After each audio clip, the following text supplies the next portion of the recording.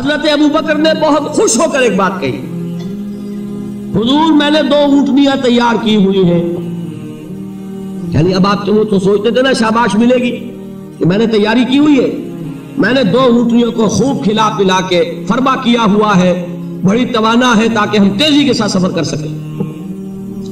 حضور نے توقف کیا، فرمایا ہاں ٹھیک ہے، 1 اونٹنی میں استعمال کروں گا لیکن میں اس کی قیمت ادا کروں گا. حضرت ابو بکر کی آنکھوں میں آنسو آ گئے. روتے ہوئے کہا حضور مجھ سے یہ مغایرت، کیا یہ جان اور مال کسی اور کے لیے ہے؟ آپ مجھ سے بھی کہہ رہے ہیں میری اونٹنی جو ہے وہ بھی بلا معاوضہ آپ کو بولنے فرما رہے ہیں. یہ ہے محمد الرسول اللہ کی غیرت اور حمیت کا مطلب. ہمارا معاملہ جو ہے دین کی دعوت و تبلیغ کے اعتبار سے بالکل کچھ مختلف بنا ہوا ہے. اسی لیے وہ عزت نہیں، وہ وقار نہیں. یہاں یہ حال ہے کہ حضور کے خسر ہیں، جان نثار ہیں، یار غار ہیں، سب کچھ ہے، لیکن وہاں بھی یہ معاملہ ہے کہ ٹھیک ہے اونٹنی کی میں قیمت ادا کروں. بہرحال میں جو عرض کر رہا تھا وہ یہ ہے کہ چونکہ رسول کو اجازت نہیں تو فرمایا گیا وَاصْبِرْ لِحُکْمِ رَبِّكَ وَلَا تَكُنْ كَصَاحِبِ الْحُوتِ. دیکھنا وہ جو یونس علیہ السلام جو انہوں نے کیا تھا اجازت آئے بغیر وہ اپنی قوم کو چھوڑ کر، وہ قوم کو چھوڑ کر کسی اور وجہ سے نہیں گئے تھے دین کی حمیت اور غیرت کی وجہ سے. یہ بدبخت بات سننے کو تیار نہیں ہے تو دفع ہو، میں کہیں اور جا کر اللہ کی بات کہیں سناؤں گا، لیکن اجازت کے بغیر نہیں جا سکتے. یہی وجہ ہے کہ پکڑ ہوئی، گرفت ہوئی اور مچھلی کے پیٹ میں رہے. وہاں وہ لا الہ الا انت سبحانک انی کنت من الظالمین، اور وہاں سے پھر اللہ تعالیٰ نے نجات دی، مچھلی نے انہیں اگل دیا ساحل کے اوپر. یہ ایک لمبی بات ہے. تو یہاں حضور سے کیا کہا گیا؟ صبر کی. اب دیکھیے ایک بات عجیب ہے، یہ ربط اپنے ذہن میں رکھیے. اللہ تو صبر کی تلقین کر رہا ہے اپنے رسول کو، اور رسول یہی تلقین کر رہے ہیں اپنے صحابہ کو. صبر کرو، جھیلو، برداشت کرو، ہاتھ مت اٹھانا، کوئی جوابی کارروائی نہیں ہوگی، بلکہ اپنے اوپر جھیلو جو کچھ جھیلنا ہے، ڈٹے رہو، پیچھے مت ہٹنا، یہ صبر ہے.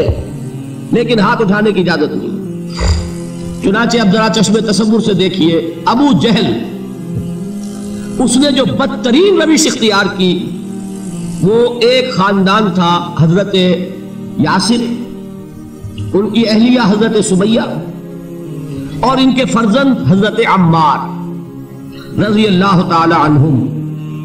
یہ غلام نہیں تھے. حضرت سمیہ تو کنیز تھی لیکن یاسر غلام نہیں تھے.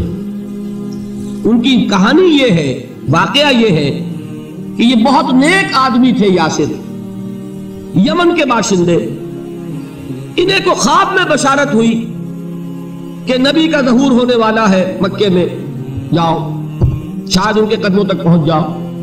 جیسے حضرت سلمان فارسی کی بات میں نے آپ کو بتائی، وہ تو خواب کی بشارت نہیں تھی، وہ ان کے غور و فکر کا معاملہ تھا. انہوں نے وہ جو آگ کی پوجا پاٹ ہے اس کو چھوڑا اور سفر کیا، اور پھر انہیں خبر دی ایک راہب نے کہ کھجوروں کی سرزمین میں آخری نبی کا ظہور ہونے والا ہے، جاؤ شاید قسمت یابی کرے. انہیں خواب آیا تھا. یہ یمن سے ترک وطن کر کے مکے آ گئے. ابو جہل کا ایک چچا تھا، بہت شریف النفس انسان، اس کے ساتھ معاہدہ کیا حلیف بن کر، اور وہ مکے میں رہنے لگے. اس لیے کہ یہ نوٹ کر لیجئے مکہ اس وقت ایک قبیلے کا شہر تھا، صرف قریش. یا قرشی رہ سکتا تھا وہاں یا قرشی کا حلیف.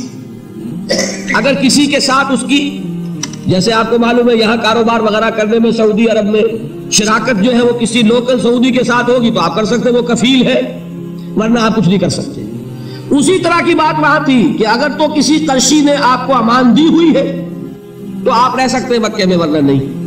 یا تیسرے قرشی کا غلام تو ملکیت ہی ہے اس کی، جیسے بھیڑ بکری ہے کسی قرشی کی، اسی طرح اس کے غلام ہے. یہ 3 کیٹیگریز تھی انسانوں کی مکے میں. اسی کو نوٹ کیجئے کہ جو بیچارے غلام تھے وہ سب سے زیادہ ستائے گئے، اس لیے کہ غلاموں کے تو حقوق ہی کوئی نہیں تھے.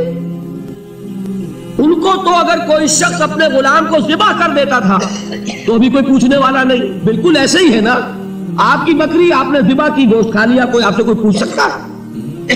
جب ملکیت ہے، آپ کی بکری آپ کی تھی، آپ نے ذبح کر دی. غلام آپ کی ملکیت تھا، آپ نے ختم کر دیا. کوئی اس میں جرم نہیں، کوئی باس پرس نہیں. یہ تھا حال غلاموں کا. بلال غلام تھے، ابو فقی غلام تھے، زنیرہ ایک کنیز تھی. ان کو جو مارے پڑی ہیں اس کا آپ کو معلوم ہے.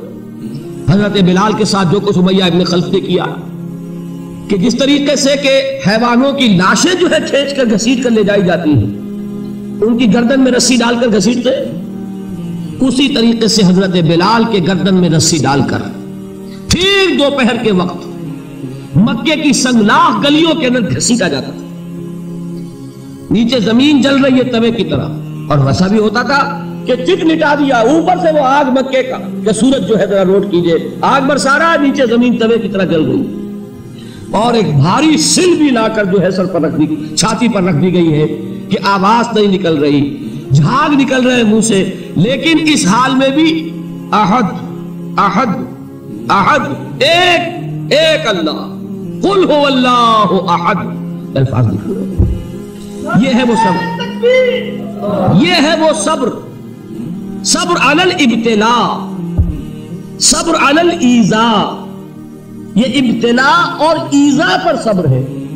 جھیلو، برداشت کرو، اس توحید پر قائم رہو، محمد کی رسالت کے اقرار کرتے رہو صلی اللہ علیہ وسلم، لیکن ہاتھ نہیں اٹھانا. اب میں آپ کو بتا رہا تھا یہ تو غلام تھے، یہ جو تھے یاسر، یہ حلیف تھے، غلام تو نہیں تھے نا.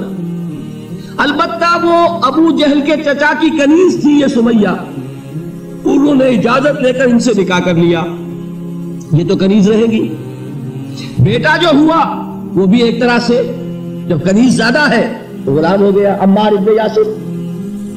وہ جو شخص تھا بہت شریف النفس ابو جہل کا چچا، وہ مر گیا. اب ابو جہل جو ہے اس خاندان کا سربراہ ہے، لہذا یہ تینوں جو افراد ہیں وہ اس کے رحم و کرم پر ہیں. یاسر کو بھی پروٹیکشن اگر ہے تو ابو جہل کی ہے، ابو جہل جو چاہے کرے، اور سمیہ تو کنیز ہے ہی، اس کا تو کوئی حق ہے ہی نہیں، جو چاہے کرے.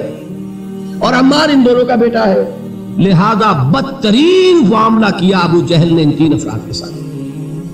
حضرت سمیہ کے ساتھ جو کچھ کیا گیا ہے آپ اس کا تصور نہیں کر سکتے.